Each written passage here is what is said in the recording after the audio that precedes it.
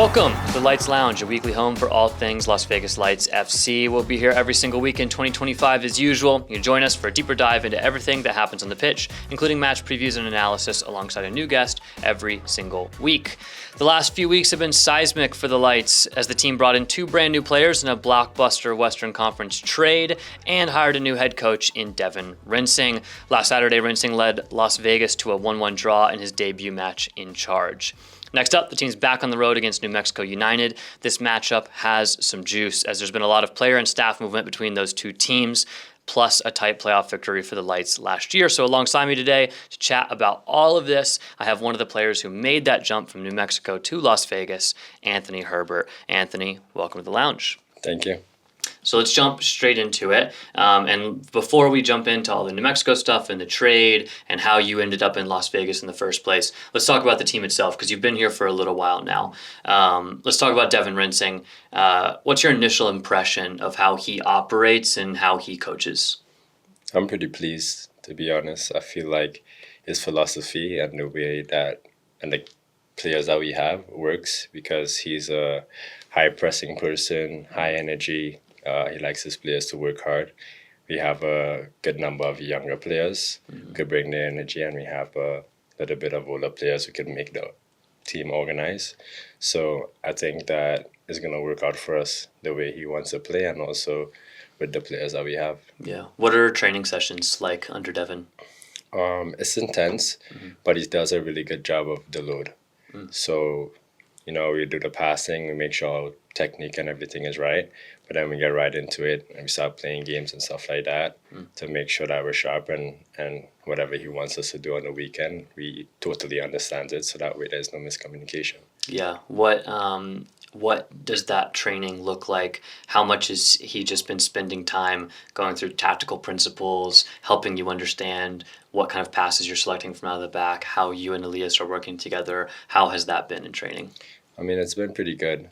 A lot of it is new, so it's going to take a lot of time for us to be able to do that. But I think he does a really good job of explaining everything that he needs. So for me, I think even when he came in, we was able to get the draw right away. So it's obvious that what he's doing is helping, right? So I'm pretty happy about it, and I'm pretty excited to see how the season goes, to be honest with you. Great. I mean, that's a good segue. Let's go ahead and talk about that 1-1 draw. Devin comes in. We announce him on Monday. You guys jump into training on Tuesday. He only has 4 days of training with you. Considering how little time you guys had to install his philosophy and his tactics, how did you feel like that 1-1 draw against San Antonio went? I feel like it was really good for the team. It was a really good shift because a lot of the players, they were attentive in practice. They were trying to figure out what is the game plan, what we're going to do. Coach was explaining everything, and it was a lot to be able to learn in a short space of time. So for the guys to come in there, was bought into it and be able to work hard throughout the week and then be able to see a little bit of the results right away. It was really good for us to be able to build the confidence and try to see if we could get more points along the season before we end to see if we get a playoff stretch, So I think it was big. It was a really good decision. Bringing coach in and having the players all bought in and everything like that. So a little bit of a shift to a back four under Devin. You played in that first game at El Paso in a back three. Back four is maybe what you're more familiar with. You played in a back four with New Mexico last season. Is that a more comfortable role for you as a center back? For me, it doesn't matter. In Haka, we played with a back five too. Okay. So then I played in New Mexico with a back four. So I'm pretty comfortable with any formation. But I feel like maybe for us, it worked better. So that's probably just the way it worked out for the team and the personnel that we had. How's that relationship with Elias developing? Trying to develop that chemistry as center backs as you talk and man mark inside the box and distribute out of the back. How has that relationship been so far? I mean, it's been pretty good. We both have the same mindset of we're both aggressive. We both want to win. We both want to do well, right? So sometimes we might go head to head against each other because I'm saying one thing, he's saying something else. But at the end of the day comes some passion, right? And I would prefer that any day with instead of having somebody who like more or less doesn't care. And we have a level of respect for each other. So even if we go head to head at something, we can solve it really quick and be like, okay, let's leave that alone. This is what we're gonna do, and it's just very healthy at that point. I feel like you guys have a pretty similar style of play. We had Elias on the pod earlier in the year and just talk about like Elias just crushes people in training. Sometimes we were making fun of him from preseason. Like Vaughn was walking away from preseason with so many Charlie horses and bruises because Elias was just bullying him. And I feel like you kind of have that same physical defense first mentality as a center back. Would you agree with that? Yeah, I agree with that. Yeah. Yeah, I think now it is a scary prospect to go up against both of you. There's no like easy physical battle, especially if you're like a target striker trying to hold the ball up. You're going to be in a war between you and Elias back there. Yeah, the main thing for us is like making sure that our presence is felt. And no matter who the player is, we have the same mentality behind it. And I feel like for any striker coming up against us, he can't just come to my side and have a good day and then go by Elias' side and have a good day. He's going to have to pick between two difficult decisions, right? Yeah. And I feel like that's big for us and it's big for the team because it will allow the team to have a little more freedom and a little more trust, knowing that we have like a defenders to be able to stop if something was to go wrong. Yeah. Another tactical question for you. Devin has talked a lot about wanting to be a high-pressing team, winning the ball high up the field. In his conversations with you, what does that mean for you in the back line, having to hold that high of a line in order to support that press and keep the vertical space really compact? I mean, for me, it makes a lot of sense because if we win the ball higher up, we could get more chances. But on the opposite side, we have to defend a longer distance if they play a longer ball, right? And I'm totally fine with that. As I said before, like me and Elias is two people who good at 1v1s. So if it gets to that, it just brings out an attribute of our game that we're strong on. Sure. So the way how we're playing, it works for us and we enjoy it because we like getting into 1v1s. We like getting physical. Yeah. Right? And maybe if on a certain occasion there's like players that might be faster than us, we're also smart enough to be able to bump, to slow down and all these different other things, you know. So like we're pretty comfortable with it and we're happy about it, especially knowing that it's helping the team and it's giving the team results. Yeah, I like that style of play as well, right? There's a certain level of trust that Devin is placing in you to play that way, right? To say, look, you know, we've got Johnny Rodriguez and Stefan Stojanovic and Nate Pickering and those guys here to score goals, and we've got Elias Gartig and Anthony Herbert here to defend and keep goals out, and he's trusting you to win those one-on-one battles in transition in order to support the way that we want to play. And I like that like level of trust from a head coach, and I feel like it's very empowering. So yeah, I like it also. I feel like it's not just even in the back line, he's encouraging everybody to be able to win their mark, you know, win the battles with their mark, right? So if everybody is winning, there's a percentage of the team is always getting better. Yeah. And our goal is to get better every day. So we come in training, we challenge each other. Even in small sideds, we're going against our mark and we're going to have to be able to do it. So it's creating a really nice competitive environment in training that's translating into the game also. Speaking of getting better, thinking about that 1-1 draw against San Antonio, now more training sessions this week, looking ahead to the New Mexico away game on Saturday. What do you feel like the team needs to improve, and what are you working on in training in order to get a positive result in New Mexico this weekend? Well, with everything, it takes time, right? But one thing that we won't be able to slack off on is the effort, the energy, and more or less being dialed in for the entire 90 minutes.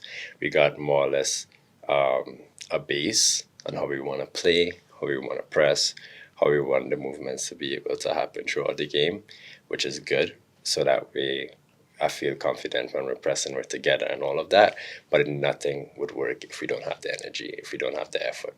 So for me, in the back, I'm just going to encourage the guys to be able to always play at 100% every second, every part of the game. And if they are slacking off, just can remind them, hey, left shoulder, right shoulder. Make sure the communication is good, and I think that we're going to be fine. Yeah, that's the way. talking about New Mexico as well. Obviously, you arrived here in a midseason trade from New Mexico. Does the game on Saturday mean a little bit more to you and maybe to Mackenzie as well, who also arrived in that trade? What are you thinking about as you're thinking about traveling to New Mexico this weekend?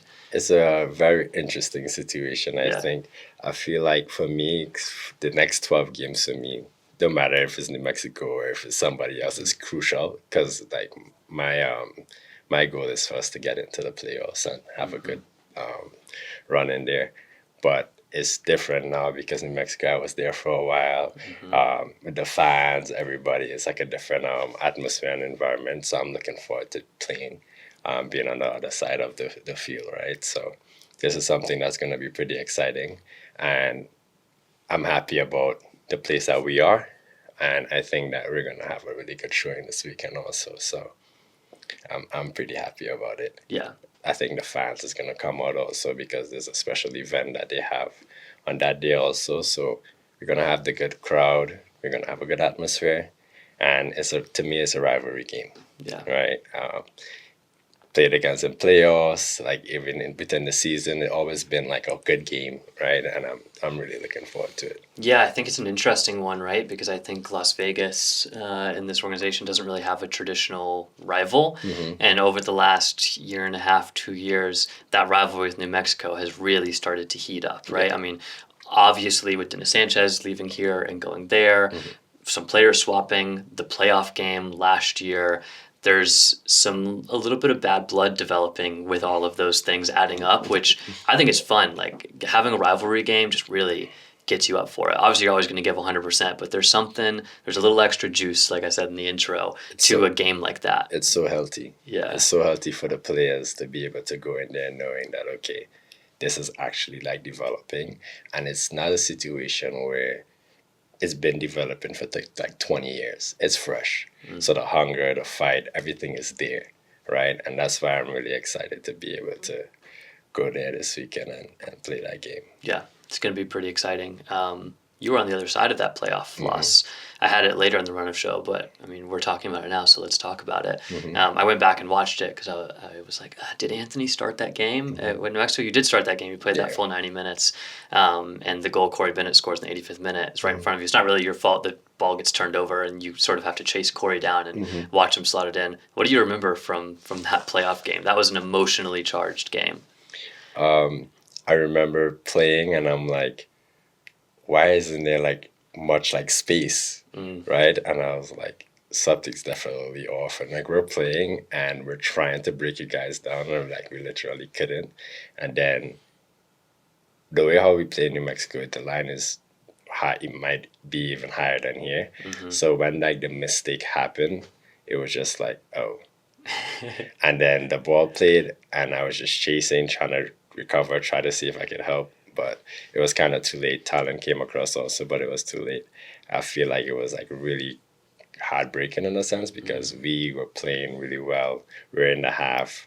We were going like really hard, and it looked like if we could have been able to turn something out of it, and then the mistake happened, and that happens. But that's how football goes. Yeah. I mean, New Mexico in that game dominated much of that second half, but then sometimes it's just one moment. I think Reiko made a really big save at one point in the first half. That was a big chance, and that was kind of the big chance on the New Mexico side of things. And then Corey gets the one chance and takes it. I was at that game. I was behind that goal filming with my phone for social media, and it happened so fast I nearly like missed it because I was switched off. I was like, oh, New Mexico has the ball. I was looking down. I was on our Slack channel, and then all of a sudden Corey was. I like barely got the video in time.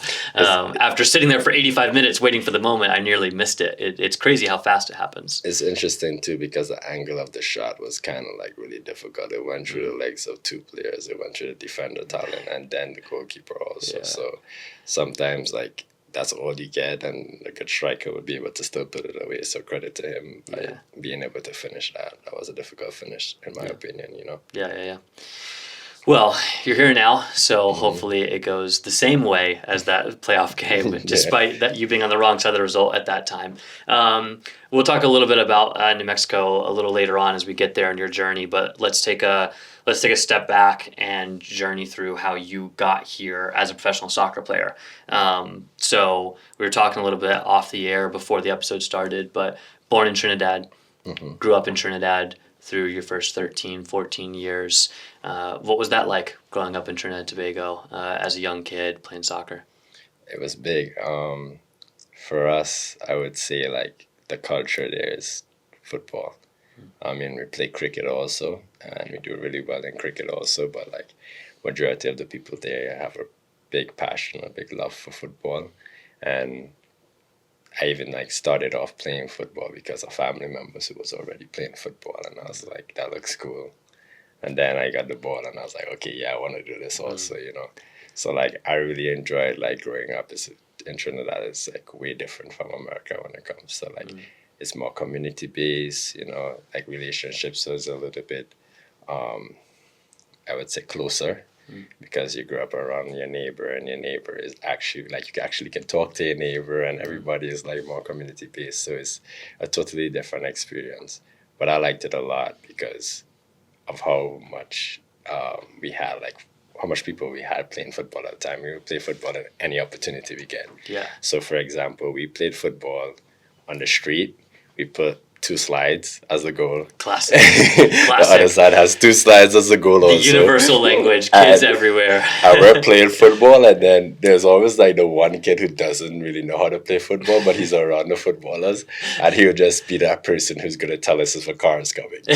So we're playing in the middle of the road, and then all of a sudden, like somebody is Trinidadian, so you like, hey, Kabai, Kabai. That's how we like talk, and then let the car go back again, play football.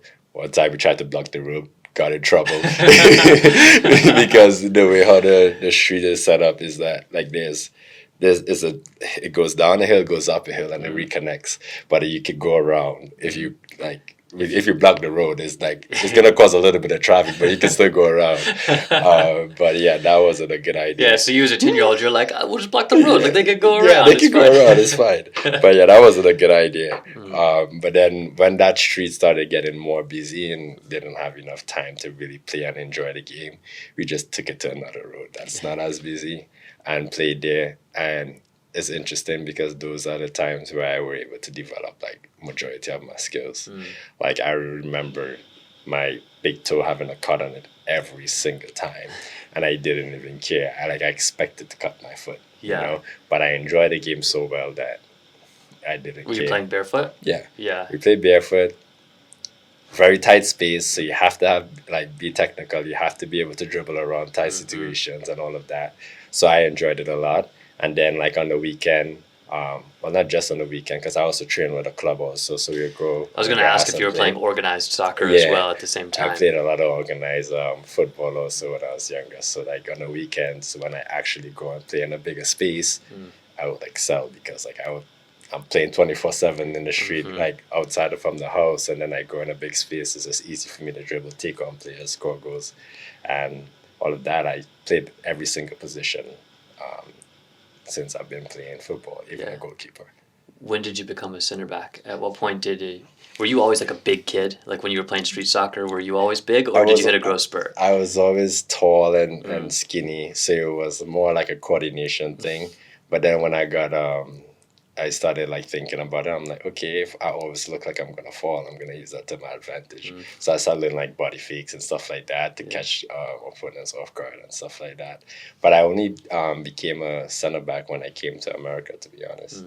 And I played for Red Bulls Academy, and there was an injury, and they put me back to play center back, and kind of from there it was just like. It was done. That was my position from then. But then my coach had to break a lot of bad habits because I have even clips where I'm a center back and I'm flicking the ball over the striker head like twice and he's kicking me down. And I played in Rebels Academy and doing that, and he's like, no, you're not a midfielder or a forward. You can't be flicking balls over players' heads and stuff like that. You're inside your own box right now. We can't be doing this. So like it's just like funny because it took a lot for me to be able to realize, okay, we're not doing the fanciness anymore. You just have to like break it down, keep it simple, and be able to make it like play for the midfielder to actually make the game, you know. But I would say that helped me a lot also because I was a striker. So I played striking for my national U17 team also. Oh, okay. So like I knew what the strike is like, the tendencies and all of the different things, what they hate. So when I was as a center back, I'm like, I wouldn't like this if that's all I used to ask myself. What would I hate if I was playing right now? Yeah. Okay, I wouldn't like if I was either this tight or if I was nagging or if I was always there, feeling a presence, free to turn. I'm like, okay, I'm gonna use that. Yeah, and bumping them in the it. middle of a run, like So- hold them down on a corner, all the little like all of the dark little arts. things that I hated, I'm like, Yeah. okay, well, that's what I'm gonna become, and it helped me a lot. Like when I was playing in Red Bulls Academy, also. So that's how it went.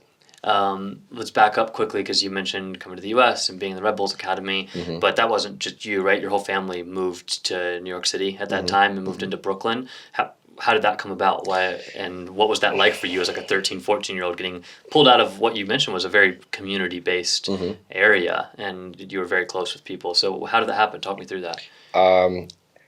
Right before we did that, we went to Canada. Okay. So like, I would say my dad, when it comes to like my career, he would take whatever risk it is, right? And we went to Canada first, and then I was playing football also there, a team in Wexford. So the motivation of the move was your football career. Yeah. Okay. We were playing there. We really liked it. Well, I really liked it. I would say it was way too cold though. Like that's the only thing I didn't like about Canada. And then I would say like a lot of my family members, like my brother, my sister, like my parents also, like they really missed home because we went from Trinidad to Canada. It was like a total different experience, and we were like, yeah, this is not what we want. And we were like, you know what, let's go back. So we went back, and when we went back, I was training and playing and stuff like that, but I didn't feel like if I was progressing the way that I wanted to progress. So I told my dad, I said, hey, like, Canada didn't work out, but like America seems pretty cool. I was like, is there a way you could figure out something? And he was like, I'm not sure. But like he saw how hungry I was, and he saw like the passion that I had, and he was like, you know what, like I'm gonna try to make it happen. And while I was there, I was training, I was getting looked to like the national team and stuff like that, but I still like wanted more.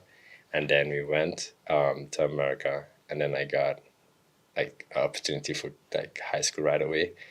Went to Red Bulls Academy, and then from there it's been like pretty positive. Yeah. The only thing I would say it wasn't difficult because of the fact that I was in Trinidad and was community based. It was difficult because of the amount of things that I had to do. I had to finish like 2 years of high school in a year and a half. But Red Bulls Academy was in New Jersey, and I was in Brooklyn. So on my way to training, I have to do homework, all the things that I don't like to do. And I know I can't miss it because now I am a semester behind, so I have to make up that semester also. So I can't just be able to pass, but I have to excel and catch up on work that I didn't do, right? Yeah. So that was like the challenging part about it. But in the long run, it made like a lot of sense, and I didn't regret it at all because right after Red Bulls, I had like 6 scholarship offers. Right. Yeah, so like America was definitely like a great decision for me, I would say. Before we get to the scholarship offers, because I am curious about your college journey and how you ended up there. We speak about Devin being a coach that wants the team to press and wants to hold a high line. I mean, you come up in the New York Red Bulls Academy. The Red Bulls in MLS are famed for the pressing system, and Red Bull across the world, all the Red Bull clubs, Leipzig, Salzburg, that's their entire philosophy. So do you feel more comfortable in that like style of play, given that's like sort of your youth development with the Red Bulls? Yeah, I mean, that was like, I would say that's one of the first time that it was more or less introduced. No shade on like the Caribbean because we have like a lot of like great footballers, but where I were at the time, we didn't have as much structure as I would have liked. It was like really free, which made the game really enjoyable. But as a professional, you got to be able to know the difference between enjoying the game and doing your job. Yeah. Right? And it's a blend. I feel like when we were playing, obviously we were younger, so it's more expressive at that time, and it's more not as much of tactical stuff. We didn't really have that. So when I came to Red Bulls, they did it at an earlier age that we would have done it in Trinidad. And I was like, oh, this is actually pretty interesting. So a lot of turnovers from it. We scored a lot of goals from it. So I was like, okay, I guess this is what we're going to do. So like to go back to your question, it started off there, but everywhere else in my career also did it. College did it. Hacker did it. So Yeah. doing it now, like I believe in it like 100%. Yeah. Right. And it's easy for me to be able to transition to that role like that. You were with the Trinidadian youth teams kind of throughout this time, right? Mm-hmm. I mean, you played in the 2013 U15 CONCACAF Championships with the U15s. You mentioned playing as a striker with the U17s. You also played with the U20s around the same time. How did that come to be? Did you get scouted while you were in Trinidad, and then they kept track of you and kept calling you into camps, or how does that work with the Trinidad Football Association? I think for me, when I was so there's a high school football. I went to a school named St. Benedict's, and it's like U21. It goes up all the way to like, I would say like 15 to U21 or 14 to U21. So the first year is standard one. And I went in there, I was like 14 years. But I was playing with the U21 team. So I was like really young, and then we also won the South Championship. Okay. And I think after that, a lot of the opportunities opened, because then I was able to play like with like the youth pro league teams and stuff like that. And then in that short space of time, like I did well with the youth pro team, and then I also did well with the school. So my name was buzzing at that time a little bit. So that's where the opportunity with the national team came in. So what was that like, kind of getting to represent your national team?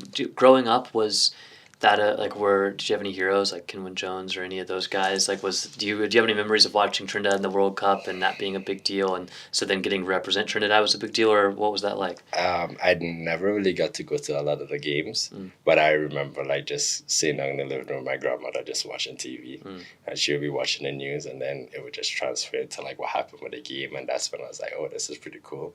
Then I started watching more football. I always say like Dwight York, Latta P.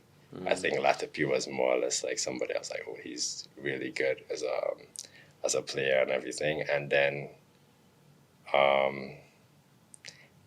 my idol was more or less Ronaldinho. He was outside of Trinidad. Yeah. So that's more or less how it was for me. But Latta P was somebody that I idolized. Yeah. Absolutely love a physical, no-nonsense center back getting on this podcast and saying my idol is Ronaldinho. Yeah, it was. Absolutely love that. It was. I mean, we're around the same age, and like I grew up in that same era too, where like you just get on YouTube and just look up like Ronaldinho highlights. Yeah. You just like watch Ronaldinho highlights for like half an hour. The entire time. And then you go out and play street soccer, and you're like, can I do that? Like, can I do the flip flap? Yeah. That's literally how it was for me. Like as I said, like we used to play in the streets and stuff like that. So like you would go on YouTube and you would search it up, and you see Ronaldinho doing the spanner, the flicks over the head, the fans. You would see him kicking the ball up in the air, controlling, kicking it against the post. That's when even the commercials was crazy back then. The gold boots where he like does the crossbar challenge. Come in a nice box and he opens it and he's like, oh yeah, this is like the football. And we related to that a lot because in Trinidad, the football was free. Like really free and really expressive. So like that's where it all started. Like that's where like I wanted to play like as either a midfielder or striker. But then later in my career I realized that I could actually be a really good center back, and I enjoyed it because for me it was like a villain, like a movie, and I ended up becoming the villain instead of the hero. And the way how I looked at the game was like, okay, I was the hero who scored the goals and celebrate, but now I'm going to be the villain who stops the person from scoring, right? And that's how I kind of like changed my character. And I've always been a person who worked hard, and also always one of the person who was like one of the most like fittest person on the field. So my mentality was always strong. So now that I changed that whole character, it was very easy for me to be very determined and saying, hey, like you're not passing me today, you know? So that's how it kind of like came along. But yeah, Ronaldinho, definitely. Nah, he's him. Yeah, definitely the reason. Yeah. He's the guy. I mean, I feel like, especially our generation, just like Ronaldinho inspired so many kids. Like, and it's crazy, like the impact that like that one player has had on a whole generation of soccer players. Like, you could go into that locker room like and ask every guy, and like most of them are gonna say, "Yeah, Ronaldinho." Yeah, my mom used to say, "What boots do you want?" I said, "It has to be a Tiempo, and make sure it's kangaroo leather." And she's like, "What are you talking about?" It's like, "It has to be that. I'll show you. Let's go." I'll show you. It's like, Mom, don't worry about it. It's a thing, but we have to do it. No, that's amazing. Let's get us back on track, back to Red Bulls. You kind of progress through the academy, learn these tactics, all that kind of stuff, and you mentioned having a bunch of scholarship offers. I saw one article from the Red Bulls back in 2016 that said you were committed to LAU Brooklyn, but then you end up at Fairleigh Dickinson, and there's not a lot of information out there about that. So talk me through what your recruiting process was like and how you ended up at Fairleigh Dickinson for your freshman year. When it comes to the recruiting process, it was very new for me. Like, I didn't really know much about the scholarships. I didn't really know much about like a lot of things because I also didn't have like an agent. And my dad also wasn't really aware because it was a big transition switch. So we were trying to figure it out as it goes. So LIU was one of the first teams that was interested. But LIU also was one of the teams that ended up cutting their program. So it was like, okay, is this going to happen or not? And we couldn't really get an answer. So we just was like, okay, we're not going to go through with that. It was more like a verbal commitment. And they were like really interested. And then we were like, I don't want to go in a place where we don't know what the future holds. I want to have a little more like structure and stuff like that. Because I feel like that's something that I learned with Red Bulls, having a little more structure and also being forced to be disciplined with school and traveling that long distance. So it's like, yeah, that's something that I wanted to do. Stony Brook was also like a runner-up. I got an opportunity to go Harvard. My mom still like hated me. She didn't hate me. She was like really mad. But she's like, I was like, but the problem at Harvard, it wasn't a direct scholarship. Was just gonna go there. They said, okay, you want to come to Harvard, you have to go to a prep school for a year, right? And then from the prep school, you go directly into Harvard. And I told Mom, I was like, I don't want to do that. And she's like, you graduate from Harvard, you're gonna be great, and da da da. I was like, I don't want to do that. There's like 5 more other scholarships that I want to choose from, and I want to just go right into it and play. Because in my head, I'm like, I'm gonna go straight in for 1 year, win a chip. Like that was the goal, right? And it didn't turn out that way, but I ended up going to FDU, and after the second year, we won the chip. And I was like, okay. The first year, it was so funny because we were supposed to win the game. It was like one of those games where we got too complacent in the semifinal. We're like, you're definitely going to win, and we didn't win. So that's how that happened. Why was FDU the choice at the end of the day? Because you mentioned having a couple. Obviously, Harvard didn't work out for those reasons, but why was FDU the choice and the right one? My dad and I, we also go off of like energy, and the person who were recruiting me at that time, he seemed like really genuine, and he seemed like he's really gonna help me. For Trinidad, even doing like the NCAA like requirements and stuff like that, at a point in time they thought I was already a professional, right? And I was like, wait, what? No, I played only amateur football, and it was such a long process. And like even sometimes like, okay, maybe I'm not gonna get in because I don't know how it's like to prove that I'm not like a professional. And he was there the whole time, just like saying, hey, like this is what you got to do. Whatever questions I had, he was able to help. So like he was just like really genuine, and I'm like, I would want to go to this school because of the people who's there. And that's more or less what made my decision, to be honest. That freshman season, you mentioned like, you know, having big ambitions to come in. It was about a 500 season. You guys went 7-7-4.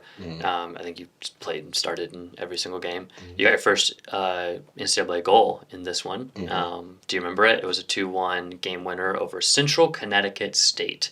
Do you remember that goal? No. You don't remember that goal? No. Good, because I have a video of the goal. I was hoping you weren't going to remember it. Here's this goal. Look at this field with this track around it. You remember now it now? I remember it. Yeah. You pull off the goalkeeper here and just dunk on everybody. Amazing. That one stands up as the game winner. Let's see what the celebration was. Did they get it? Oh, no. No celebration in the highlight. What was the celebration? Do you have a celebration? Or at that point, you're a center back and you're not used to scoring, so you're just like, go crazy to the corner. It was just like, I honestly don't even remember the celebration. I remember the goal now that you showed me. I was like, oh, yeah, I do remember doing that. Because I remember having a conversation with my friend, and he was like, yo, you're bigger than anybody in the team. Just, like, block the goalkeeper, step out, and just jump over everyone. I'm like, that's not a bad idea. Then I just tried it, it worked, so I just started laughing. But I can't remember the celebration for that one. That's funny. And then sophomore year, similar season. You guys are 7-9-4. But you go on to win the championship is the NEC tournament. Pretty sick tournament run. You guys took down the top 2 seeds. You beat St. Francis 0-0 draw in the first round, won 3-1 in a penalty shootout, and then 1-1 against LIU, won 3-2 in penalties. What do you remember about that? Because that qualified you for the NCAA tournament. You guys lost in the first round of the NCAA tournament. Yeah. But it's a pretty big deal as a kind of mid-major D1 program to win the tournament, get into NCAAs, and that's a pretty incredible tournament run. What do you remember from that? I remember it being pretty difficult. St. Francis always had a good team. And LIU at that time had a really good team. They had a striker. I think his nickname was Papa. And I remember defending him, and I'm like, this guy don't stop running. And I was just like, all right, it's just going to be one of those days. It's just going to commit, and we're just going to go at it. And it was a really good game. It was difficult because it got to penalties, and I'm like, I don't know what's going to happen.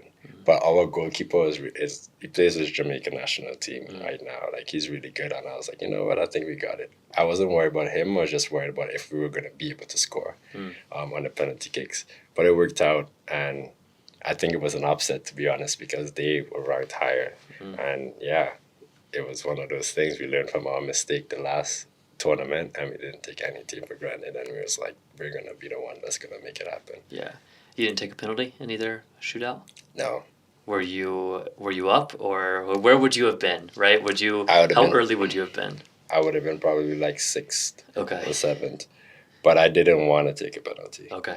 I was exhausted. Running against those guys all day, I was like, yo, I'm tired. I don't want to go in there and swing, and the ball goes over bar. Yeah. We had some really good midfielders and stuff like that who I also trusted to take it. I'm like, you know what, I'm going to let him take it. Yeah. So that's just my thought process behind it. Now I would step up and take a penalty any day, right? But back then I was like, I did all the hard work. Yeah. I don't want to, one mistake, ruin it for everybody, because I wasn't practicing penalties then. So true. Yeah. I feel like the end of a college season is a different level of fatigue as well, because it's so condensed, and it's just 2 to 3 months you're playing Wednesday, Saturday, and it's just constant. Yeah. So by the time you get to the end of that tournament run and you've gone to overtime in 2 consecutive games, you're just your legs are exhausted, not just from that game, but just from the fatigue that's built up over the course of a college season. It's really brutal. You never train in college. You're just playing games and then trying to recover. That's pretty much all that happens during the season.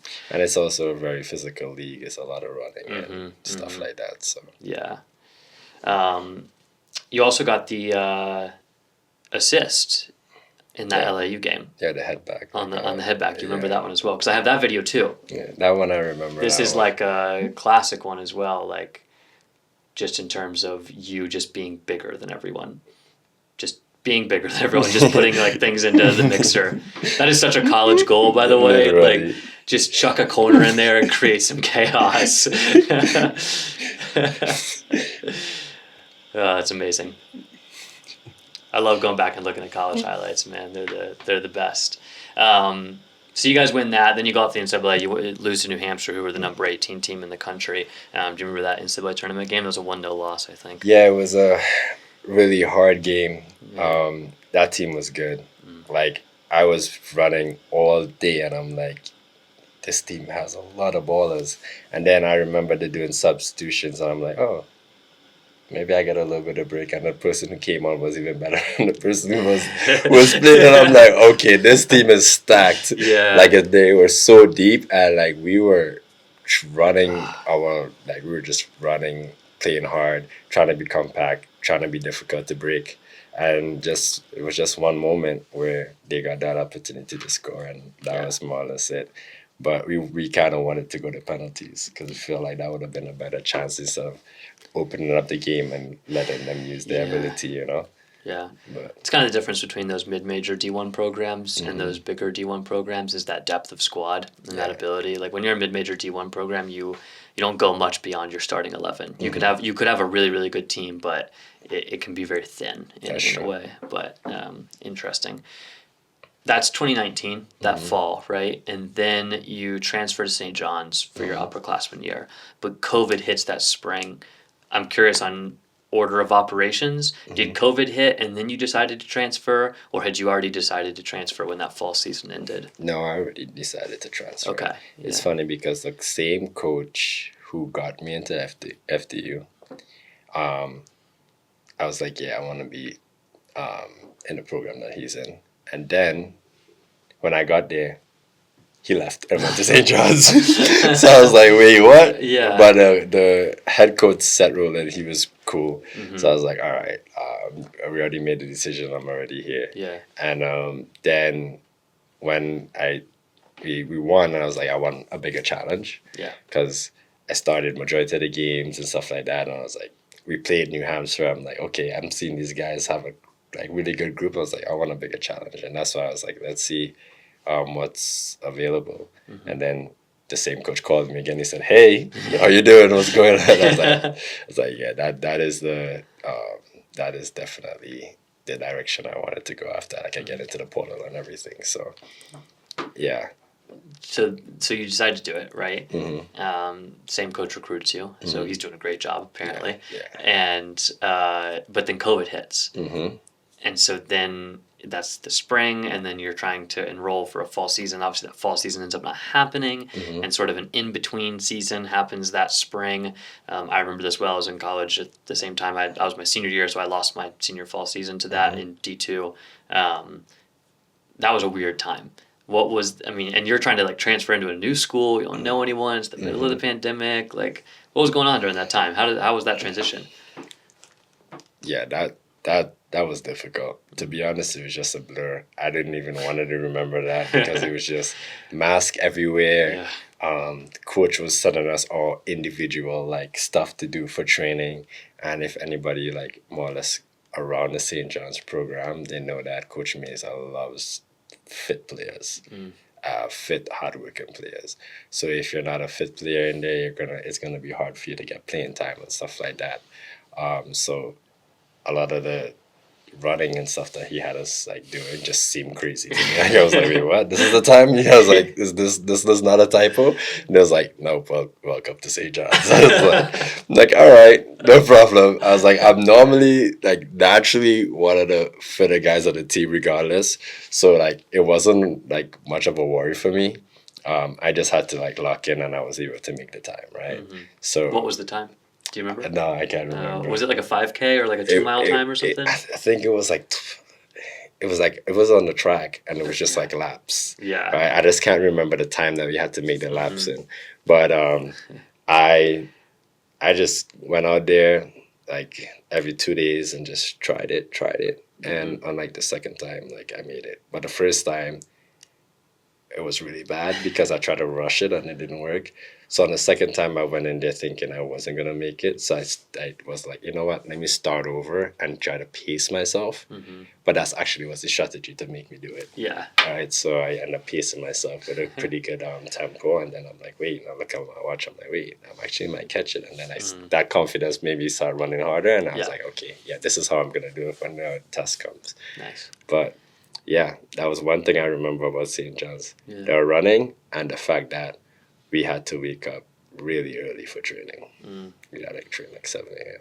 Oh, really? Yeah, it's like really early. Yeah, so once you're back in training, like that spring of 2021, like once the team training kind of gets back going, you're just training at 7 a.m. and then going to class. Yeah.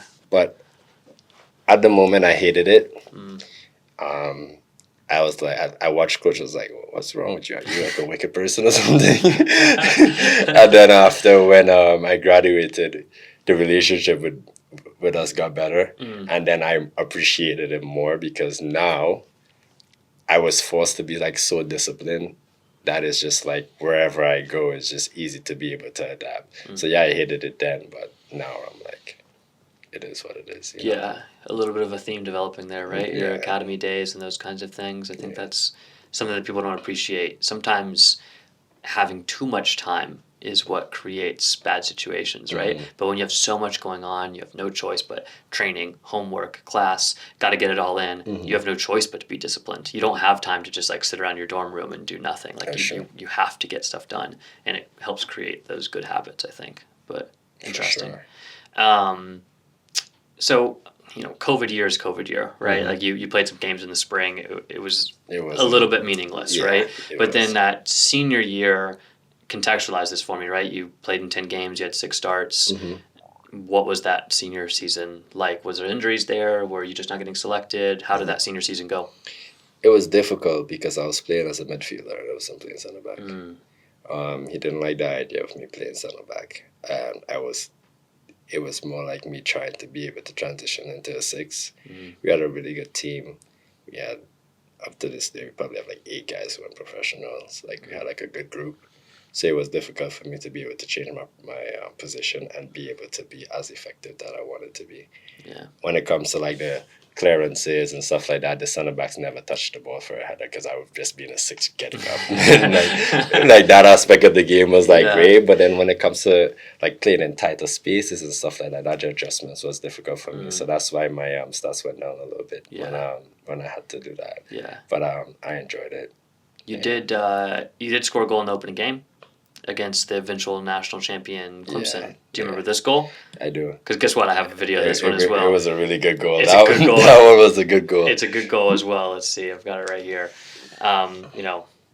Familiar at this point, but we've got a corner kick, swung in, and there's Anthony just dunking on everyone right on top of the 6. Yeah, I was getting up there. Yeah, that's good stuff. That's a good celly as well. There we go. Because it was this is a position they had me playing as a 6, and I was like, how am I going to be able to help the team from all the way back here? Yeah. So I was like, okay, a start with a goal is good. So I was really determined to get in there and try to score, and it happened. So no, that's a really good, like that's exactly how you draw it up. This watching these replays here as you just jump right on top of the 6-yard box. And this is a Clemson team that went on to win the national championship that year. Same year. Unfortunately, you guys lost this game. So that was 1-0 at that point. 6 minutes into the game, you lost the game 2-1 eventually, and then they go on to win the national championship that year. That's a goal on George Marks, by the way, former Las Vegas Lights player. Very fans remember him very briefly from a loan stint last year, playing in goal for Clemson there.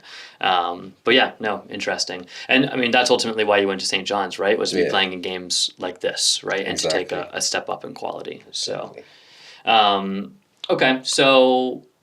College season ends, right? You're not playing as a center back. Sort of mixed results. COVID kind of wrecks the start of that St. John's career, and you graduate. And I assume you're looking to turn professional.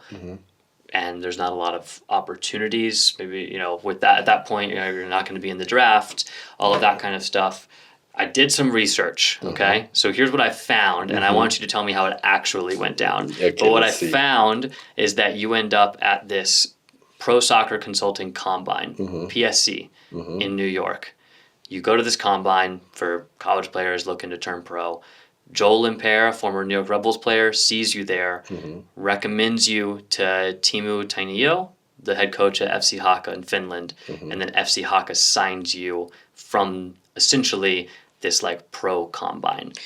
So I've been led to believe that these pro combines are sort of a scam.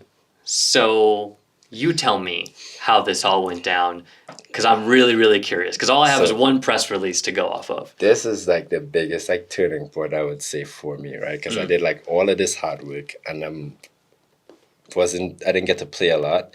COVID happened, so a lot of the disruption happened. And at that point, I'm like, okay, did I come to America so that way I could just have a full scholarship and get an education, and maybe the football is not going to work, or am I actually going to go pro? And at that point, after the season, I'm like, okay, I don't have any options. I don't really have much to do. So I was like, you know what? Someone recommended me to it, and they were like, hey, this is something you should try. And I was like, all right, let's see how it goes. So I went there, we played, because I also believe the same thing, right? I'm like, okay, I don't care if it's 1% chance, I'm gonna do it. I don't have any other options. When they started playing, started demanding, started communicating, started being more of like a leader right away. And my team was like smacking teams around. And I'm like, this is pretty easy, right? But at the end of the day, I thought that they wanted like a striker or something like that. I feel like with those combines, the reason why a lot of people think it's a scam, because when they go to the combines, in the back of their head, they probably already know what position they want. But obviously, they probably wouldn't advertise that position, right? So a lot of great strikers might be there, but if they're looking for a center back, they're not gonna be interested in that person. So that's probably why a lot of people think it's sign. I just think that like God was on my side at that point, and they were looking for a defender, and Joel saw me, talked to me, and I was like, this is not happening right now. It's like in Finland, I'm calling my mom. She's like, I get an opportunity to Finland. She's like, Finland? Where you going all the way over there? She's like, boy, you crazy? Like, come home. That doesn't sound like something you should be doing.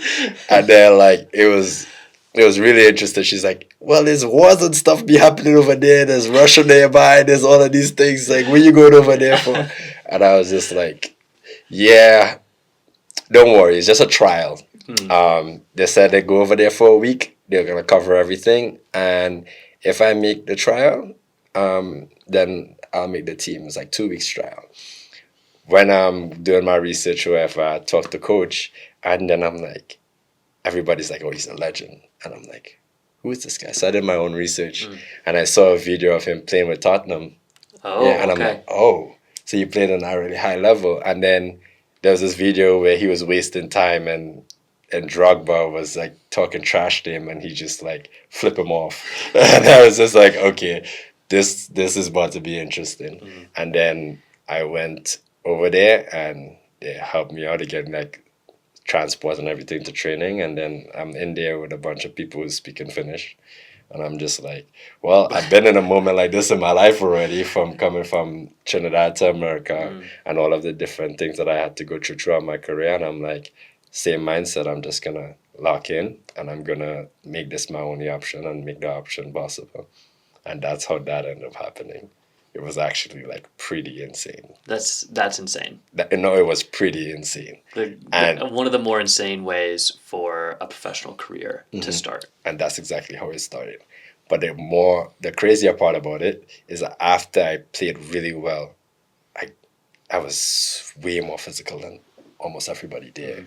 Came from a team that's like really physical. So it was like easier for me to be that. After when I got there, I felt like I had to restart football again.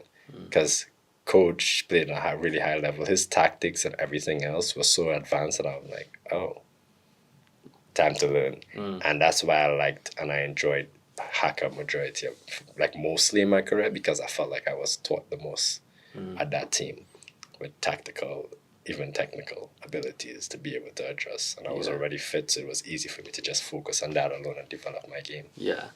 That's an incredible story.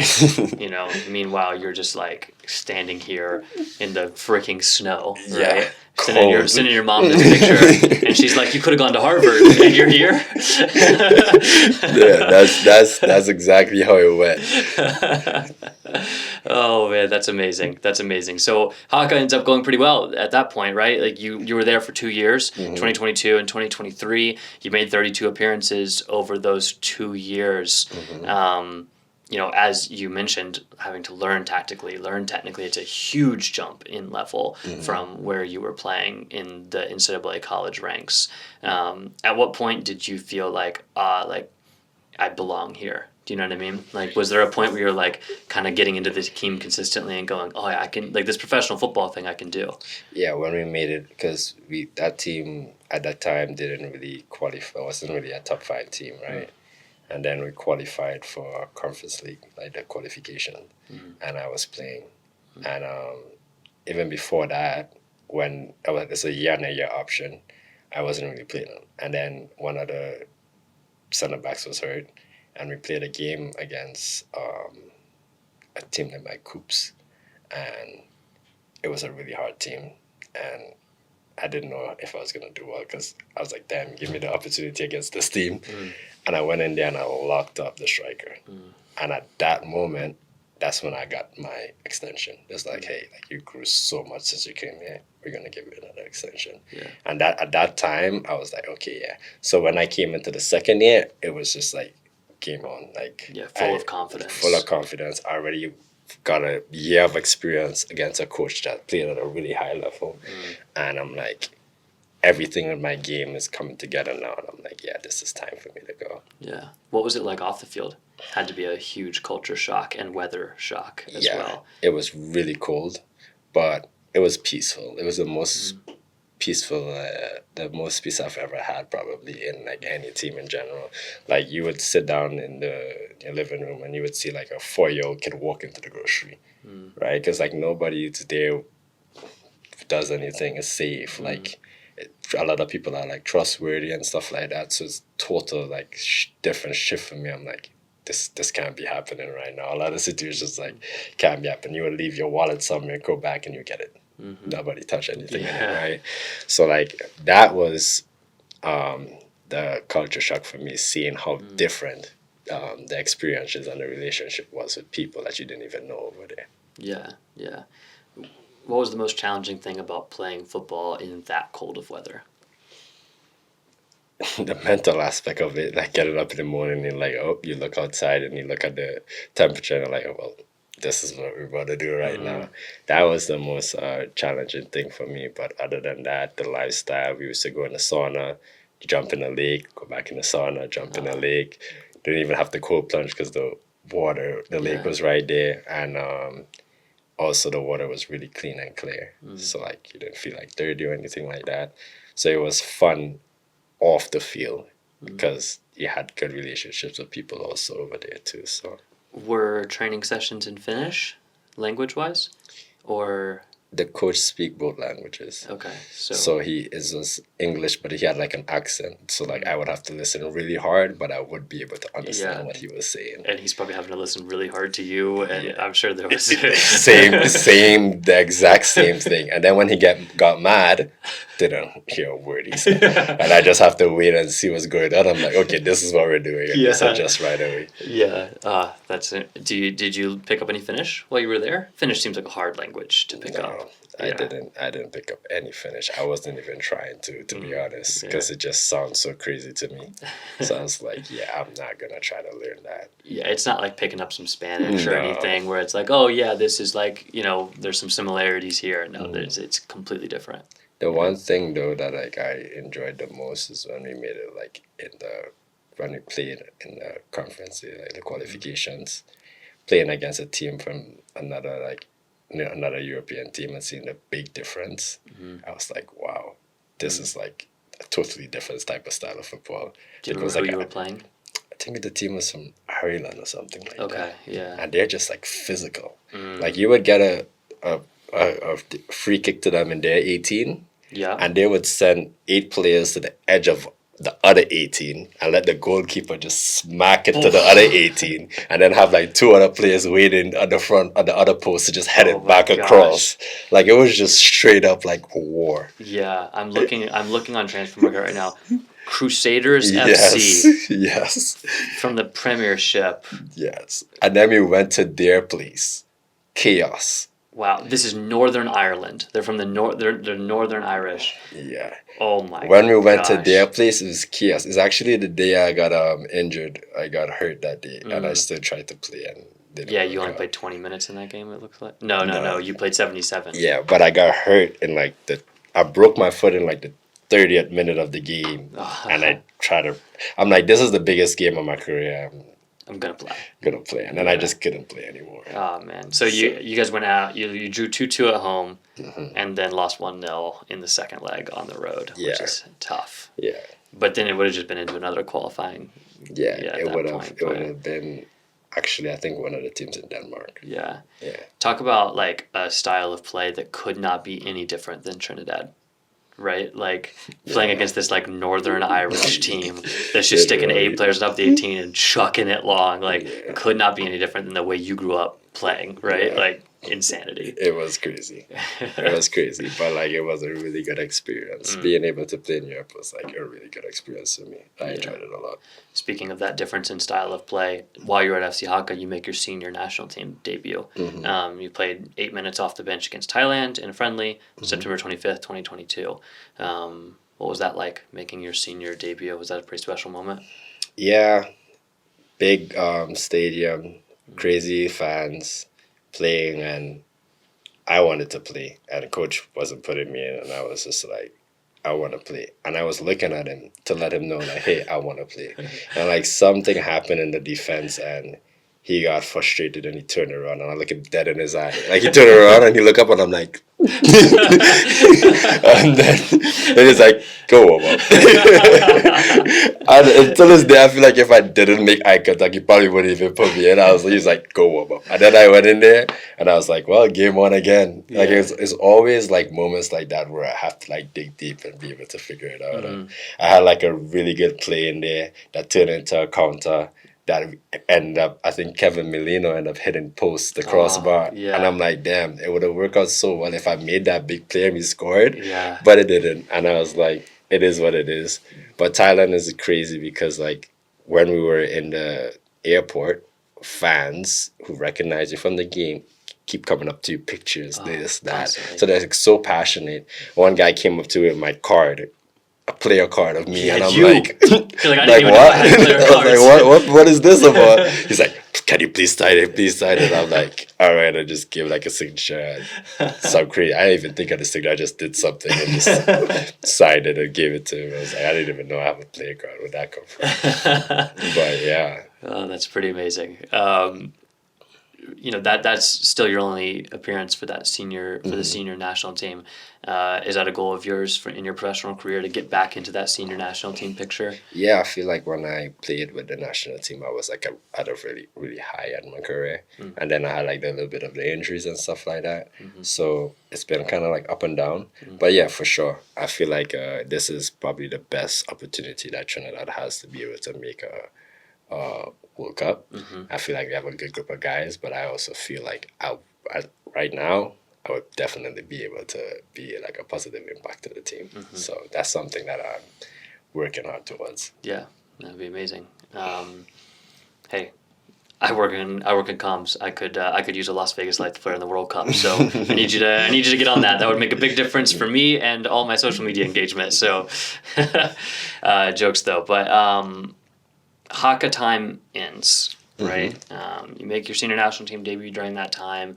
You do really well. You get the contract extension, go into that second year, and then you move back to the U.S. And that's when you join New Mexico United ahead of the 2024 season. That's a pretty big departure to leave Europe. At that time, you spoke about how much you were enjoying your time there and Europe in general. So why did you end up making the decision to leave at that point? Well, I was in Finland. My foot was broken, and I didn't feel like I had like a lot of people there to like help me, like just get around. Like even like going up the stairs, I was living on like the third floor. I keep hopping with this thing. I'm like, this is not making sense. The season was gonna end, right? And I'm injured, so it's hard for me to negotiate like contracts and stuff like that. So I walked into the president. I was like, hey, like let's work something out. Like, give me the remainder of my pay. Let me go home and get my injury done. I called St. John's University, and they have like crazy things in the athletic room. Like they had the treadmill that attached to their hip that you could run with, like the 0G one, right? Yeah. So my foot was broken. I was sprinting on a treadmill getting my fitness in. So I'm like, that sounds way better than being here, right? So I went back to New York, and I trained for 4 to 5 months. And I got back. I was supposed to be healed. I can't remember the period, but I was supposed to be healed like 2 weeks in.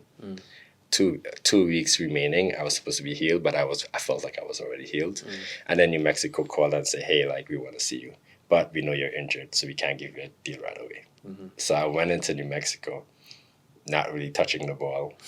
Not really knowing my ability anymore because it's just recovery. It's been like 4 or 5 months, and it's supposed to technically be 2 more weeks before I'm healed again. So again, I was like, I have to bet on myself again. I was like, that is difficult. So I went in there and I did the trial, and then the first thing that hit me was the altitude. And then I just realized, well, maybe I wasn't fit, but it wasn't that. It was the altitude. And then I figured it out from there, and I trained well, and I played well, and I got the contract, and I was just like, okay. Yeah, and then that season went really well for you. I mean, that was that team in New Mexico last year. You guys finished number 1 in the Western Conference. You made 27 appearances across all competitions, so you were a pretty consistent starter for Eric Quill, the head coach at that time. What was that experience like playing under Eric Quill? What did you learn about yourself as a pro during that season? It's pretty good. I feel like with everything, like I kept building confidence as it goes, because every time I was in like a down moment, I was able to build my way out of it. So it was just easy for me to be able to flow throughout the year. Whether I play or I didn't play, I was like really confident throughout everything, because I got that trust into myself at that point where it just became easy for me. Yeah, I think you guys had a big game against LAFC in the Open Cup, and you're playing against Denny Buwanga, who's probably the best left winger in all of Major League Soccer right now, and had a good game against Denny Buwanga. I feel like that was kind of like a big moment in terms of people here in the U.S. like recognizing your ability. Yeah. So It went back to Trinidad at that point. I'm like, hey, like I played against skillful players in the streets and this and that. I'm like, he has that type of flair. I'm like, I'm gonna go and deal with him, because I grew up dealing with players like that. So I'm like, this is something that I'm gonna just try my best with, and it worked out. So yeah, absolutely. Then obviously the season ends with that playoff loss, which we've already discussed, so I won't make you relive that moment again. Then you go into the off season. Obviously, Eric Quill, who's the head coach, leaves for FC Dallas, and Dennis Sanchez comes from the Lights over to Mexico. Things transition, not in the team as much this year, and then the trade to Las Vegas happens in mid-season. How did you find out about the trade, and how was the kind of the season going up until that point? Just talk me through that stage. Well, for me, like it was big for me to be able to get playing time, and that was like a conversation that we already had prior to the opportunity for the trade. So when the trade happened, it was kind of like a no-brainer for me. I'm like, Vegas. I'm like, okay, good place, good team. It's like, why not? And then he came and he was like, this is something that he thinks is a win-win situation. I was like, yeah, I agree. And then after that, it was really quick. Yeah.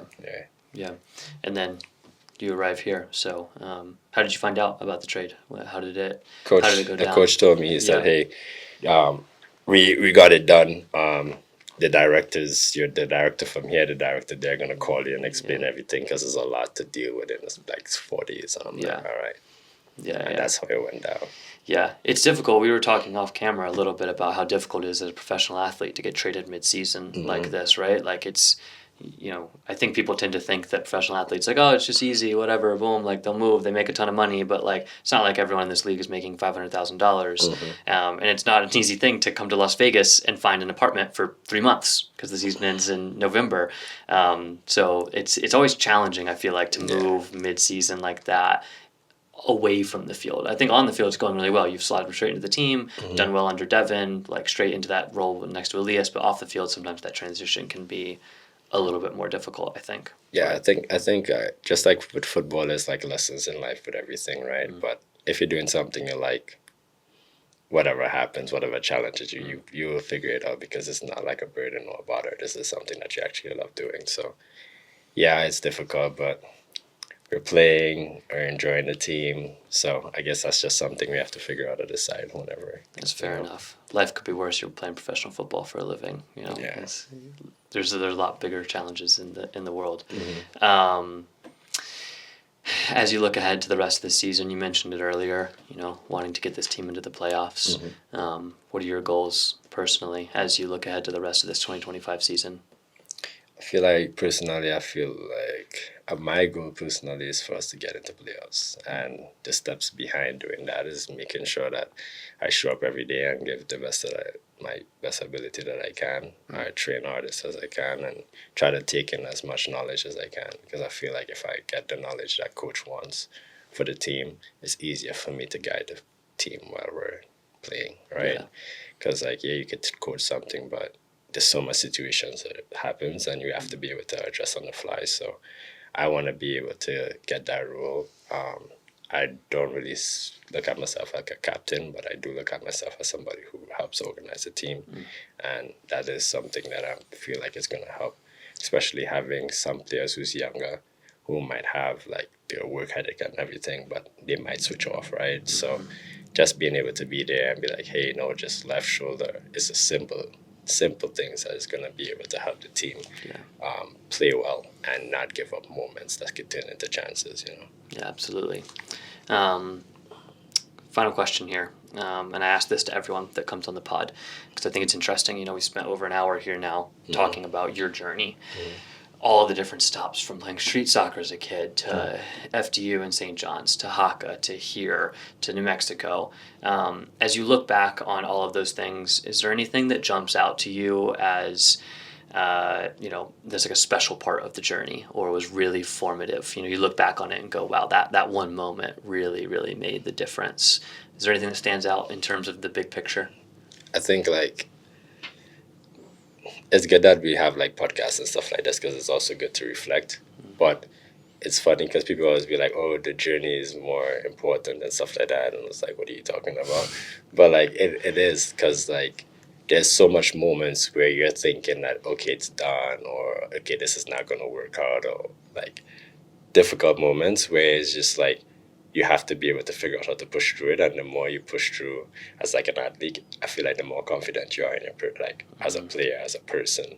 And a lot of the things that happen in sports can be translated into business, into your life, you know. So I think like the journey is something that is just like special and just pretty fun, like thinking about it. So I don't have one thing that stands out, but the journey for sure stands out for me like, as an overall standpoint. Yeah, absolutely. Well, your journey's taken you from the streets of Trinidad to the snow in Finland to the desert in Las Vegas. You are like a world traveler at this point, just every environment possible. Yes, for sure. But your career has taken you some pretty cool places, and we're happy to have you here in Las Vegas now. And we'll kind of wrap up there. Next up, taking on New Mexico away to critical Western Conference matchup as the team continues to fight up the standings and look for a playoff spot. Your next chance to see Anthony and the rest of the Light Squad in action here at Cashman Field is on Saturday, August 23rd against North Carolina FC. You can get your tickets now at LasVegasLightsFC.com/tickets. And we are very much looking forward to the end of the season here as Anthony tries to push the squad up to the playoffs. And thank you very much. See you next time. See you. It's going to fall in behind for pizza.